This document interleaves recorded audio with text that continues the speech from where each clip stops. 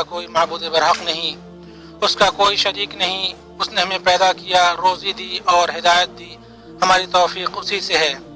और मैं गवाही देता हूँ कि मोहम्मद उसके बंदे और रसूल हैं। अल्लाह ने उन्हें बशारत देने वाला और वहीद सुनाने वाला बनाकर भेजा। आप अल्लाह की तरफ से दुनिया वालों के लिए रहमत हैं। अल्लाह आप पर दुरूद सलाम नाजिल करे और आपके आल व असहाब पर, जिन्होंने अल्लाह के साथ किए गए अपने अहद व पैमान को सच कर दिया तो अल्लाह ताला की तरफ से खुशनुदी और कबूलियत से सरफराज हुए। अम्मा बाद, यकीनन सबसे सच्ची, सबसे ज़्यादा असर अंगेज़ और सबसे पाकीज़ा नफ़ा पहुँचाने वाली नसीहत तक़वा की नसीहत है, जिसकी मैं खुद को और आप सबको नसीहत करता हूँ। ऐ ईमान वालो, अल्लाह से कहो डरो और देखो मरते दम तक मुसलमान ही रहना।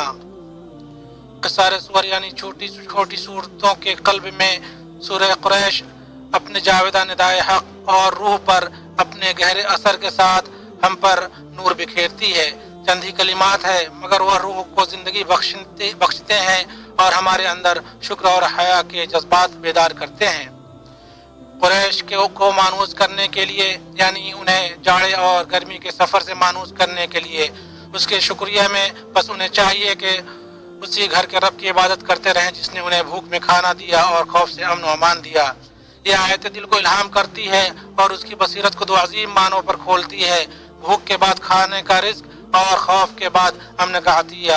यह दोनों बिलाशुबा बाइज़्ज़त जिंदगी के दो बुनियादी सुतून हैं।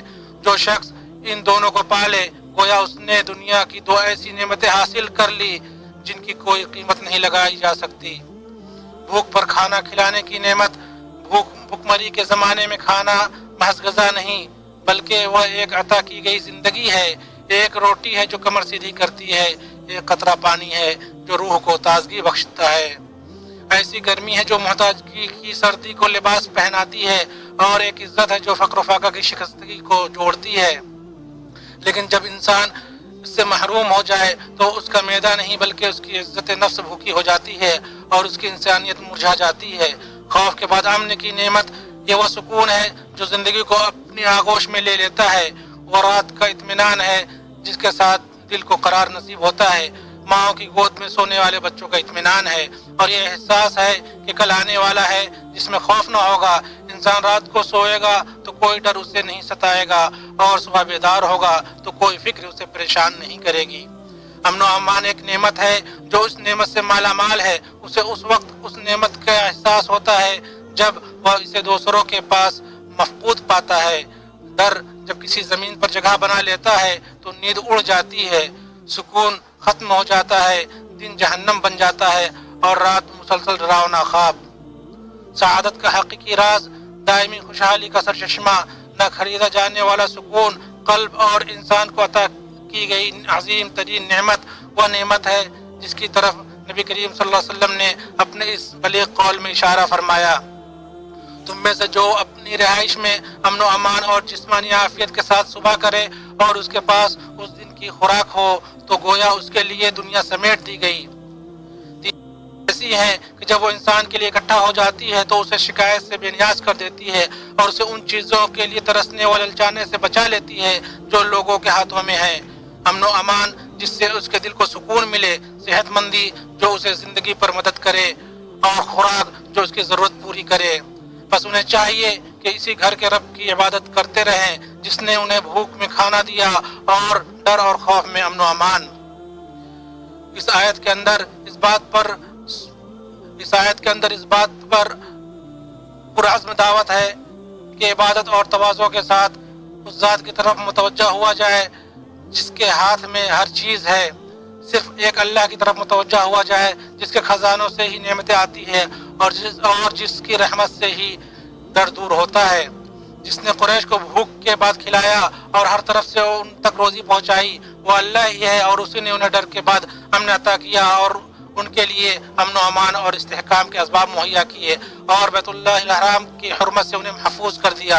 यह नेमतें न उनकी ताकत का नतीजा थी और न उनकी तदबीर का समरा, बल्कि अल्लाह की तरफ से खालिस फजल व एहसान और नेमत थी जो हम्द व शुक्र का तकाजा करती हैं। इस्लाम से पहले जज़ीरा अरब भयानक गुर्बत और दायमी डर में जी रहा था। ज़रूरतें उनकी ज़िंदगी को उलट पलट करती रहती थी। حملے ان کا محاصرہ کیے رہتے تھے اور لڑائیاں انہیں دہشت زدہ کیے رہتی تھی۔ جب اسلام آیا تو ان کے حالات انتشار سے اتحاد میں بدل گئے، بھوک و تنگی سے فراوانی اور خوف سے امن و امان میں بدل گئے، اور بھولا ہوا جزیرہ ایسی امت میں تبدیل ہو گیا جس نے وہ تہذیب قائم کی جس کی کرن مشرق و مغرب میں پھیل گئی۔ یہ تبدیلی صرف اللہ کے اس فضل و احسان، ہدایت اور نعمت کی بدولت تھی جو ان پر اس طرح نازل ہوئی کہ اس کا انہیں گمان بھی نہیں تھا۔ یہیں سے اس سورہ کا یہ کھلا پیغام ہے کہ تم اس گھر کے رب کی عبادت کرو، کیونکہ وہی اکیلا ہے جس نے کھلایا، امن دیا، عزت بخشی اور ہدایت دی۔ جس پر اللہ تعالیٰ نے انعام کیا، بھوک سے جسے کھلایا اور خوف سے جسے مامون کیا، اس نے خوشحال زندگی اور نفسیاتی استحکام کے عظیم ترین ذرائع پا لیے۔ اسی لیے اس پر واجب ہے کہ وہ ان نعمتوں کی عظمت کو ذہن میں رکھے اور ان کے مقابلے میں دائمی شکر، سچے تقوی اور ایسے برتاؤ سے کام لے جو ان نعمتوں کی حفاظت کرے اور انہیں بچا کر رکھے۔ اللہ تعالیٰ کا فرمان ہے، اگر تم شکر گزاری کرو گے تو بے شک میں تمہیں زیادہ دوں گا۔ اور تمام شکر میں سے یہ ہے کہ نعمت پر اطاعت کی جائے، نہ کہ نعمت بھلا دی جائے، اور یہ کہ احسان کی حفاظت کی جائے، نہ کہ اسے فراموش کیا جائے۔ حقیقی شکر کہے جانے والے چند کلمات میں مختصر طور پر بیان نہیں ہوتا، بلکہ اس کا آغاز دل کے اقرار سے ہوتا ہے، زبان کے سچے بول سے ظاہر ہوتا ہے، اور اعضاء سے نیک عمل کی طرف منتقل ہوتا ہے کہ اللہ پاک ہی فضل و احسان والا ہے۔ اور شکر میں سے یہ بھی ہے کہ نعمت پر اللہ کی اطاعت کی جائے، اس کی نافرمانی نہیں، اور ہم اللہ سے دعا کریں کہ نعمتیں ہمیشہ رہیں، نہ یہ کہ ہم نعمتوں پر بھروسہ کر لیں۔ جس نے بھوک میں کھلانے اور خوف میں امن کی قدر جان لی، وہ ان نعمتوں سے محروم شخص کی حالت کو محسوس کرے گا اور اس شخص کی تکلیف کو محسوس کرے گا جو روزی نہیں پاتا اور امن سے برابر نہیں ہوتا۔ اس سیاق میں ہم روتے ہوئے دلوں سے فلسطین میں اپنے لوگوں کی حالت کو مستحضر رکھ سکتے ہیں، اور ایک ایسی امت کی حالت کو جس کا درد سے دم گھٹ رہا ہے، غذا نہیں، امن کا پتہ نہیں، اور صورتحال اور زیادہ تنگ ہو گئی، یہاں تک کہ دم گھٹ گئے ہیں۔ بھوک اپنی انتہا کو پہنچ چکی ہے اور اس نے ان گردنوں پر اپنی تلوار سونت دی ہے جو درد سے کمزور پڑ گئی ہیں، جسم مرجھا گئے ہیں اور پیاس و محرومی سے حلق خشک ہو گئے ہیں۔